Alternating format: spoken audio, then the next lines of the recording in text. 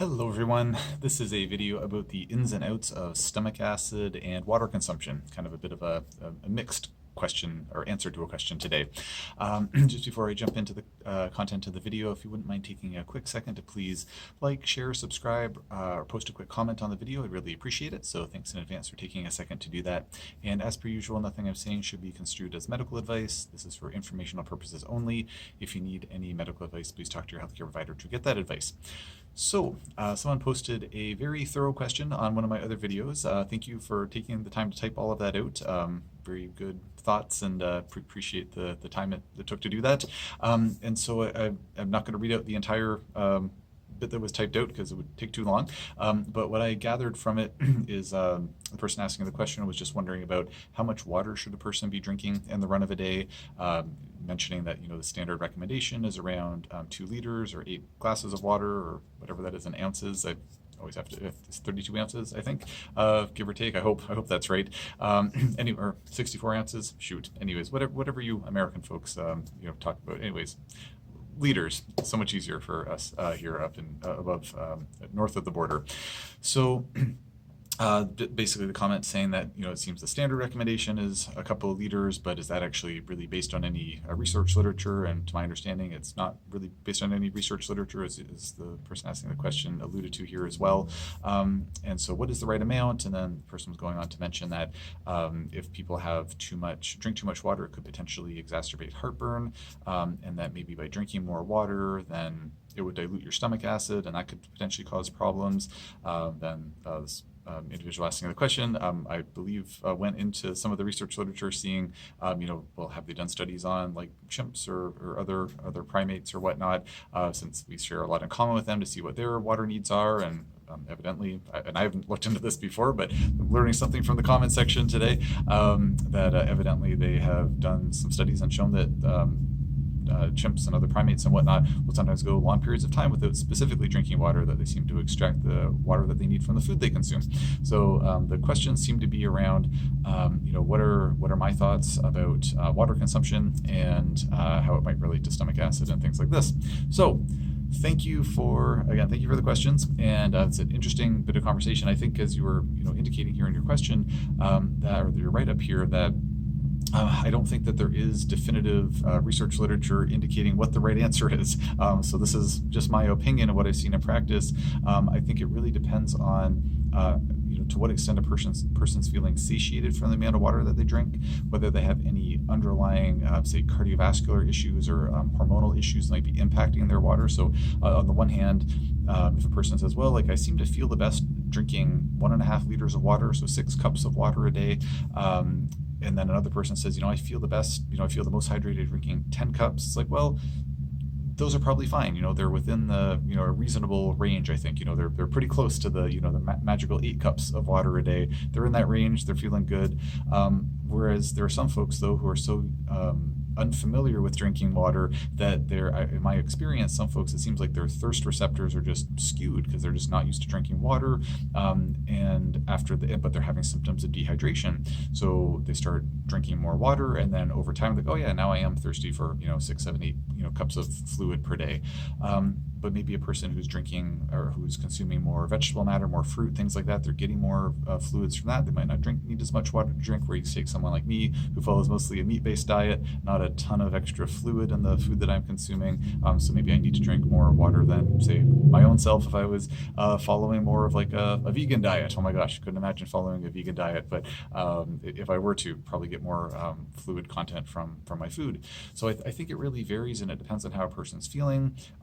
Kind of intuitively taking in as much water as we feel like, or fluid as we feel like we need, but then bearing in mind that some folks have been habituated to not drink as much fluid as they should. So if they do seem to be suffering from symptoms of dehydration, like say they have dry skin, or they're constipated, or their skin seems to be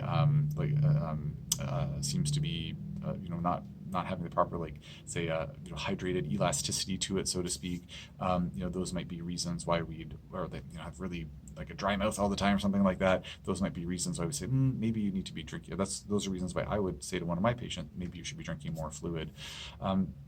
So I don't think there's a one-size-fits-all answer, and I can't imagine that they will find a definitive answer in the studies, because I imagine it would really range depending on a whole bunch of different attributes of the people in question that are being studied. So great question. Don't have a definitive answer, but those are my thoughts about them for on that topic, for what it's worth. The question around the stomach acid. So in my experience, because there's a part in the write-up here that was talking about how person said that they had heard or read or whatnot that if there's not enough acid in the stomach, then that can compromise the function of the lower esophageal sphincter, so the little ring of muscle that connects the esophagus to the stomach. And so in and so I've heard that as well. I haven't been able to find any research literature that definitively shows that that's the case. I've looked, and I've spent, I don't know, a few hours of my life looking into this topic just on a whim one time, and because I really enjoy researching things and I just think it's interesting. I have not been able to find any definitive literature showing that there is that's definitely what happens. But what I can absolutely say from my clinical experience is I have had probably at least a couple hundred patients over my practice career where they were having symptoms of heartburn and reflux, which we assumed was related to some dysfunction of their lower esophageal sphincter, and they went on a stomach acid supplement to boost up their stomach acid level, something called betaine hydrochloride, and their heartburn and reflux symptoms went away. And some of these folks were taking antacid medications, and they were able to wean off their antacids after they started taking more stomach acid. So clinically, I'm convinced beyond a shadow of a doubt that heartburn and reflux can be associated with low stomach acid, and I've seen stomach acid supplementation help many other patients. I've probably recommended it to, I don't know, I say over 1,000 people to date, and it's been very helpful. Well, it's been very helpful for some, moderately helpful for some, mildly helpful for some, not helpful for some, and some people don't need more stomach acid. They do a stomach acid challenge test, they get heartburn from it, they don't seem to need a stomach acid supplement. There are confounding variables like gastritis and things that could influence the efficacy of a test like that, or the accuracy of a test like that, I should say. But generally, it seems to be a useful treatment for a lot of folks who are suffering from digestive issues. So how do we tie in the water consumption variable into this? So it's a really good question about diluting the stomach acid too much, and I know it's certainly something that was mentioned by several of my professors in naturopathic school around, like, don't drink too much fluid while you're eating. And I mean, on paper, that does make sense on the one hand, but then to my understanding, just the presence of food in the stomach also really buffers the amount of acid, buffers the overall acidity level in the stomach as well. And so to what extent the fluid, like say, if a person's drinking like 2 glasses of water, while they're eating their supper, to what extent is the water going to further dilute the acid? Is it going to be clinically meaningful? And I think that the answer again is it varies. I don't know of any studies that have looked at that specifically. If anybody knows of any, please post in the comment section below. I'd be really curious to know about that. But I think that, or what I can say from my clinical experience is and just personal life experience, I think it really varies depending on the person. Once again, case in point, like I never drink during my meals. Like I'll take maybe a little bit of water. I'll take a little bit of water just to swallow supplements if I'm taking them, but I don't drink through my meals by and large and stuff unless it's really dry food or something like that. And that's just intuitively what I do, and that seems to work well for my digestion. My wife, on the other hand, she drinks water with all of her meals, and she does not seem to have any issues with digestion related to that. And some folks will drink their big glasses of ice water at the restaurant and see with their meals, that seems to be fine for them. So I think that it really varies from person to person. Granted, if someone that I'm working with has digestive issues, it might be one thing that comes up, like, are you drinking a lot of fluid with your meals? If so, maybe try taking a break from that, see if it makes a difference. But it doesn't seem to be a sort of a standard thing, like, if one drinks more fluid with their meals, that they're definitely going to have digestive issues afterwards. One of the things that I've found to be that I still don't know why this is the case, but in my that's kind of on this note around, like, how important is stomach acid for digestion, is that I have so many patients who go on acid blocking medications, proton pump inhibitors, which are really strong acid blockers. And you would think that, yeah, sure, it treats heartburn really well, but you'd think it would give almost everybody terrible indigestion, because stomach acid is so important for digesting food. And yet in clinical practice, it's rarely the case. I mean, it does happen sometimes, but it's certainly not like it wrecks everybody's digestion by a long shot.